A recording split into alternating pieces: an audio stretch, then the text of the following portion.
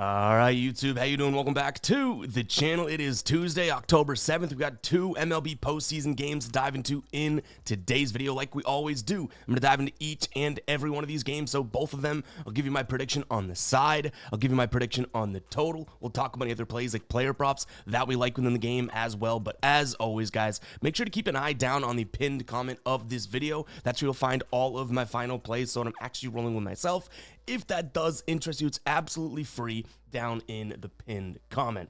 In terms of how we did yesterday, let's pump in some crowd noise. 3-0 sweep, bringing out our old friend, the money gun. Let's go.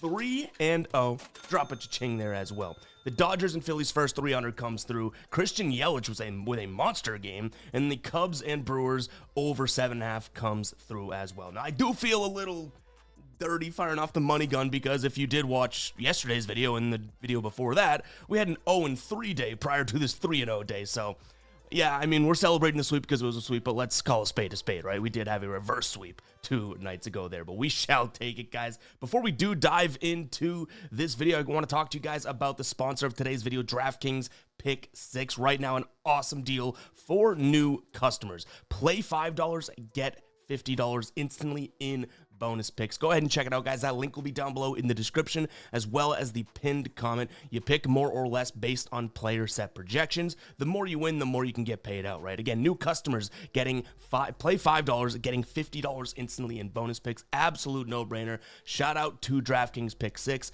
Go ahead and check them out. Again, that link will be down below. Let's jump into these games. Game number 1 we're looking at is going to be the Tigers taking on the Mariners here. So Tigers have looked pretty good so far in this series, right? They took game number 1 and even competed in game number 2. We head to Detroit here, tied 1-1. I'm sure that they're pretty glad that they did steal, obviously, one of those first 2 games here. But both games have been very, very low scoring, and it makes sense. Some really good pitching has been involved in this one. We've seen George Kirby, Luis Castillo. We saw Tarek Skubal pitch last game for Detroit, right? Today, Jack Flaherty takes the bump for Detroit. He's going up against Logan Gilbert. Logan Gilbert, obviously a very, very good pitcher. He closed out the season pitching fairly well as well. Jack Flaherty, to me, yeah, closed out the season pretty well, but still was kind of up and down. Now, he looked pretty good in that game against Cleveland. He only pitched 4 2/3, but 1 earned, 4 strikeouts, 3 hits, right? And he had some really good numbers historically against the Seattle Mariners team. The problem in terms of where we're looking and projecting him and how he's going to do today is going to come from the pitch mix perspective for me. He's going to throw the fastball. Okay, well, right now, last 30 days, Seattle's hitting the fastball really, really well, right? Second in terms of runs above average. He then moves on to the slider as his, second or third pitch, depending if we want to say the knuckle curves there.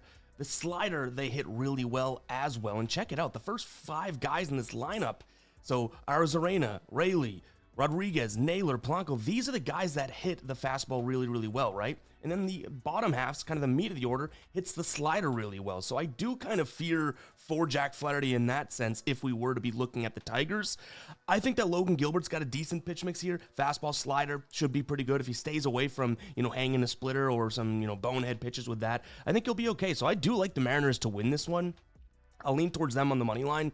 I'll also consider some form of an under. I think the pitchers are really good. I think Flaherty obviously can navigate the zone well enough, and it's not like Seattle's hitting the seams off the ball, right? Like it's been a low-scoring game so far. Sure, at some point this might open it up, but even still, I do kind of like both bullpens and everything like that. So if you can get an under 8, I know the line's at 7.5, under 8, I definitely don't mind. But if you can look at like a first 5 under or something like that, that's probably where my head is at more so.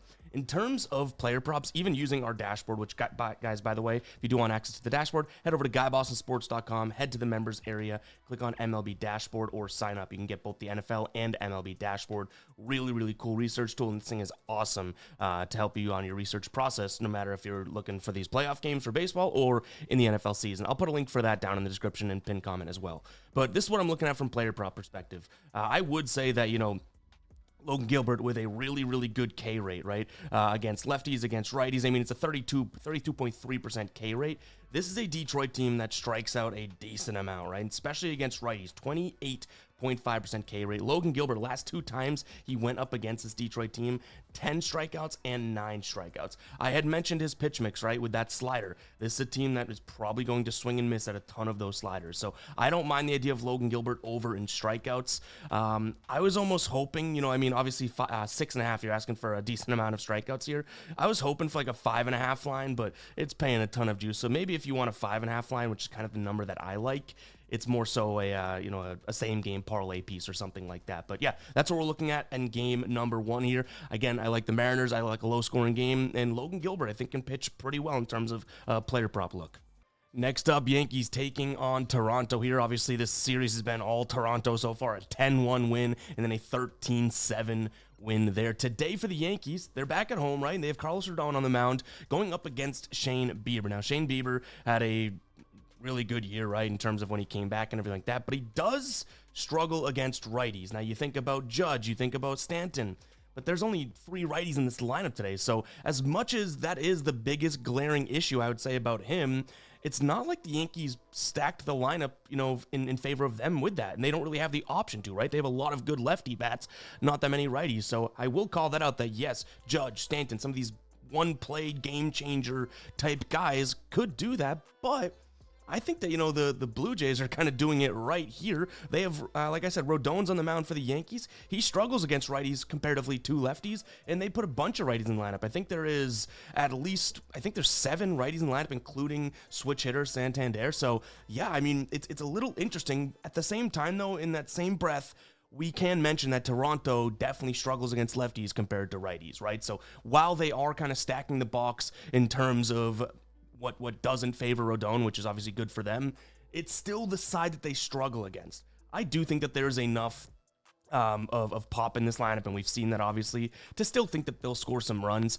I think the Yankees will score some runs too, so as much as I'm saying, they don't have the righties in the lineup and whatnot, I think an over is in play here. Looks like we could have some rain, but again, when it's going to rain or precipitation and all that, there's still a chance of higher run scoring because of the humidity, right? So we'll see. Overall, I would say that, 7.5 runs for the offenses that we've seen so far in this series isn't all that crazy anyways. The Blue Jays have hit this total themselves. Now, Rodon's obviously very good and very good at home, but at the same time, again, struggles a little bit against righties. There's a ton of righties in this lineup. So, yeah, kind of all over the place here, but the total going over 7.5 is probably my main look here in this spot.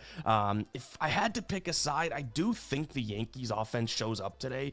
I like Shane Bieber, but the pitch mix here with the fastball, cutter, slider, even the knuckle curve and changeup, all 5 of the pitches that he throws, the Yankees could be pretty good against. The fastball at 14th is the worst ranking they have, runs above average in terms of against his pitch mix. So I think the Yankees are probably the spot here. Do I like them at minus 150? Not so much, but it wouldn't surprise me whatsoever that they return home. Now they pop a couple over the short porch, and all of a sudden we have ourselves a series. Do you know what I mean? So, yeah, to me, it's Yankees, but I don't mind the idea of some runs being scored in this game. Kind of like the inverse of the first game we talked about, right? That's a low-scoring game in my book. This is a pretty high-scoring game. In terms of player props, I like 2 guys yet again. Pause. George Springer and Aaron Judge. In game number 1, we liked the idea of a little same-game parlay of each of them to get a hit. It's something that I'm considering here again. George Springer, average against lefties last 30 days, 292. Not all that bad, but what I like is he hits the fastball and slider really, really well. Rodon's going to throw the fastball and slider. And then Aaron Judge, in terms of his pitch mix rating here, he's not really seeing anything other than the knuckle curve, which will only see 18.6% of the time from Shane Bieber. Any of the other pitches, I do like him to go up against, whether it's the fastball, the cutter, the slider, the changeup. I think that he gets a hit today. So that's a same-game parlay, 1 hit, just both these guys get 1 hit and we're catching it, right? So keep an eye on the final plays, guys, to see what we do ultimately end up rolling with. But that is going to wrap for today's show. Obviously, a little bit lighter of a day, and there'll be even more and more lighter as these teams dwindle down when we're in the playoffs. But really do appreciate everyone still rocking with me and rocking with us on the channel, because as much as, football's taking over and stuff, playoff baseball has an absolute vibe to it, and it is awesome and intense, and the pitching, it's like you're hanging on every pitch. Absolutely awesome. So comment 9 if you guys made it this far into the video. We'll catch you guys in the next one, right? Peace out.